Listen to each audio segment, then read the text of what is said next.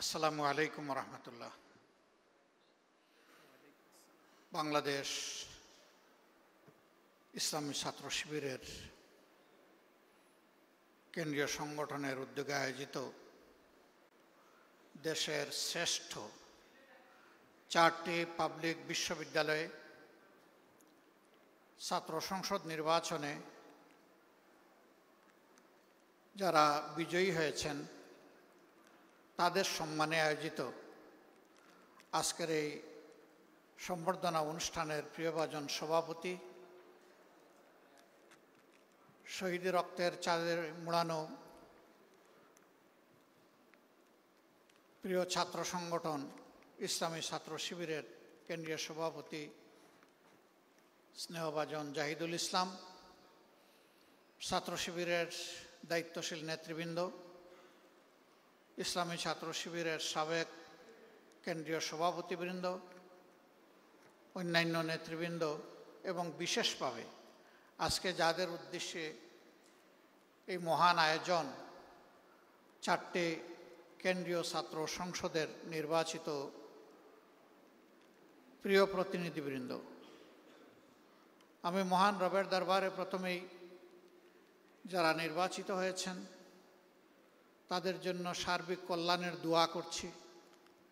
আল্লাহ তাআলা তাদেরকে যেন সুস্বাস্থ্যের সাথে নৈতিক দায়িত্ববোধে জাগ্রত হয়ে অর্পিত দায়িত্বটুকু তারা পালন করতে পারেন, সেই তৌফিক যেন মহান মওলা তাদেরকে দান করেন, সেই দোয়া করছি। এ ছাত্র সংসদ নির্বাচনগুলো দীর্ঘদিন পরে, শুধু ঢাকা বিশ্ববিদ্যালয়ের মাঝখানে নির্বাচনের হালকা একটা ঝলক দেখেছিল 19 সালে, বাকিগুলার অবস্থা ছাত্র সংসদ যেন তামাদি হয়ে পড়েছিল, অপ্রাসঙ্গিক। কখন এটা হবে বিশ্ববিদ্যালয়ের ছাত্ররা তা জানতেন না। শুধু ছাত্র সংসদ কেন, সারা দেশটাকেই তো এমন করে ফেলা হয়েছিল, যার কারণে এই ছাত্র সংসদ নির্বাচনের তীব্র আকাঙ্ক্ষা জুলাই বিপ্লবের পর ছাত্র সমাজের মধ্যে জেগে উঠে এবং তারা আওয়াজ তোলেন। এ পথে বাধা ছিল, সব বাধা মাড়িয়ে 4টি বিশ্ববিদ্যালয় ইতিমধ্যেই নির্বাচন অনুষ্ঠিত হয়েছে। আমরা আশা করছি বাকি পাবলিক বিশ্ববিদ্যালয়গুলোতেও যথাশীঘ্রই নির্বাচন অনুষ্ঠিত হবে। নির্বাচনে যারা অংশগ্রহণ করেছেন তারা সকলেই অভিনন্দন পাওয়ার যোগ্য, কারণ অংশগ্রহণ করাটাই একটা বীরত্ব। লড়াই করে যে বীর সেই।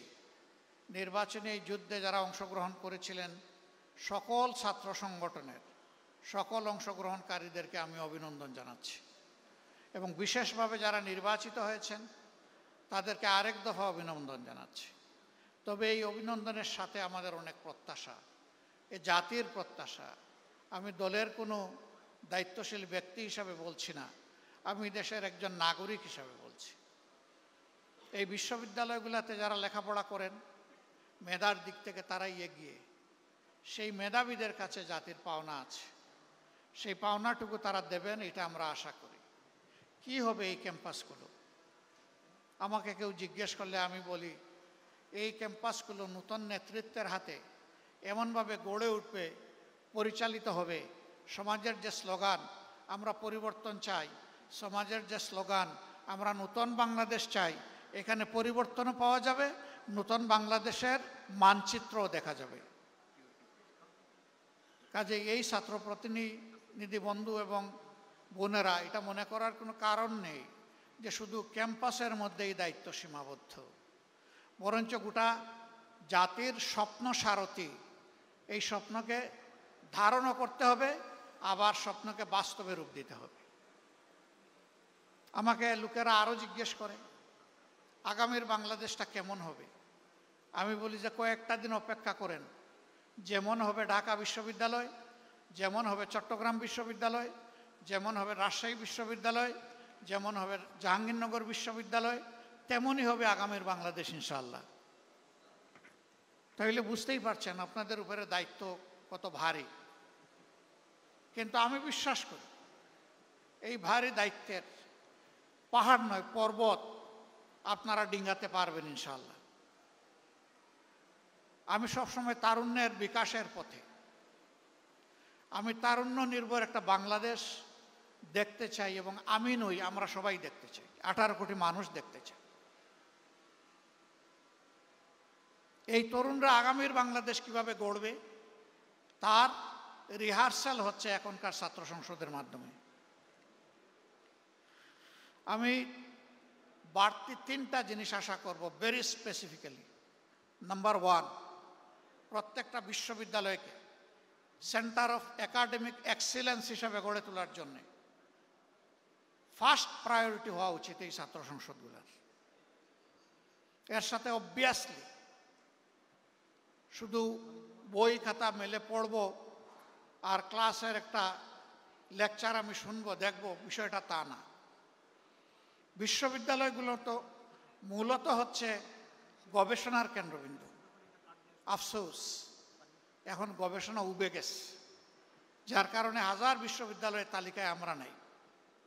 আমরা চাই এই দুয়ারটা খুলে দেওয়ার পথে প্রত্যেকটি ছাত্র সংসদ অগ্রণী ভূমিকা পালন করুক, এটি হোক তাদের 1 নম্বর প্রায়োরিটি। এর সাথে শিক্ষার পরিবেশ নিশ্চিত করার জন্য যা দরকার ক্যাম্পাসে যতটুকু ম্যাক্সিমাম সামর্থ্য কুলায় সেই এফোর্টটাকে ম্যাক্সিমাইজ করা দরকার। নাম্বার 2, অতীতের কলুষিত ছাত্র রাজনীতিতে আমরা শুনতাম, আমরা দেখতাম, ছাত্র সংসদে যারা নির্বাচিত হন তারা বিশ্ববিদ্যালয় এবং কলেজগুলার বিভিন্ন উন্নয়নমূলক কর্মকাণ্ডে তারা জড়ায় পড়েন, তারা অংশ বসান, অসৎ উপায়ে রুজি করেন। আমরা সততার পরীক্ষায় এই ছাত্র সংসদগুলোকে শতভাগ উন্নীত দেখতে চাই। এখানে 1% কোনো ফেইলিওর এই জাতি দেখতে চায় না, কারণ ইতিমধ্যে যুবকদের নিয়ে জাতির যে অ্যাসপিরেশন তৈরি হয়েছিল, কারো কারো ভুলের কারণে সেই জায়গায় ভাটা পড়েছে। আমি চাই সেই ভাটার জোয়ার এই ছাত্র সংসদগুলোর মাধ্যমে ফিরে আসুক। তারা যেন প্রমাণ করে যে না, কয়েকজন মানুষের ব্যর্থতা মানে গোটা ছাত্র সমাজের ব্যর্থতা নয়, এটা আমরা মেনে নেব না। আমরা প্রমাণ করব ছাত্ররা সবসময় ন্যায় সত্যের পক্ষে, কল্যাণের পক্ষে, এবং ছাত্ররা সবসময় বৈষম্যহীনতার পক্ষে। আমার 3 নম্বর প্রত্যাশা, একজন নাগরিক হিসাবে ভবিষ্যতের বৃহৎ নেতৃত্বের জন্য নিজেকে তৈরি করো। তোমাদের হাতে নেতৃত্ব তুলে দিয়ে আমরা পিছন থেকে তোমাদেরকে শক্তি যোগাতে চাই। দেশের ককপিটে তোমাদেরকে বসাতে চাই। তোমরা ককপিটে বসে দেশ পরিচালনা করবা, পিছন থেকে আমরা তোমাদের জন্য দোয়া করব, শক্তি যোগাবো। ভুল করলে কানে কানে তোমাদেরকে বলে সংশোধন করব, কথা না শুনলে হাতে ধরে ঝাঁকি দেব। যদি তাও না শুনো তাহলে সম্মানের এই আসন থেকে জাতিকে সাথে নিয়ে তোমাদেরকে সরাই দেব, এখন রাখবো না। তোমাদেরকে সেইভাবেই প্রস্তুত হতে হবে। আমি গভীরভাবে বিশ্বাস করি তোমরা পারবা ইনশাআল্লাহ। তোমরা পেরেছ। একটা পর্বত প্রমাণ, একটা হস্তিকে তোমরা এই সমাজ থেকে তাড়াতে পেরেছ। তোমাদের নেতৃত্বেই সেটা সফল হয়েছে। তোমাদের নেতৃত্বে ইনশাআল্লাহ আগামী নতুন বাংলাদেশ, বেটার বাংলাদেশ গড়ে উঠবে, এটা আমাদের প্রত্যাশা। আরও কিছু স্পেসিফিক কথা আছে, সুযোগ পেলে এই বৃহৎ পরিবেশে নয় আরও কনসেন্ট্রেটেড এনভায়রনমেন্টে তোমাদেরকে বলার চেষ্টা করব ইনশাআল্লাহ।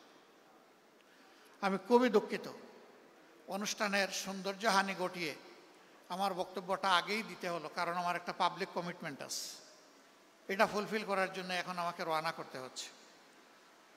এই আয়োজন কিন্তু এখানে শেষ হচ্ছে না, এরপরেও কন্টিনিউ করবে। সকলের কাছে বিনয়ী অনুরোধ, পুরা আয়োজন জুড়ে আপনারা আজকের আয়োজকদেরকে ইনশাল্লাহ সঙ্গ দেবেন। এখানে যতগুলা বক্তব্য আপনাদের সামনে পেশ করা হয়েছে, প্রত্যাশার পারটুকু নিশ্চয়ই আপনারা মাপতে পারছেন।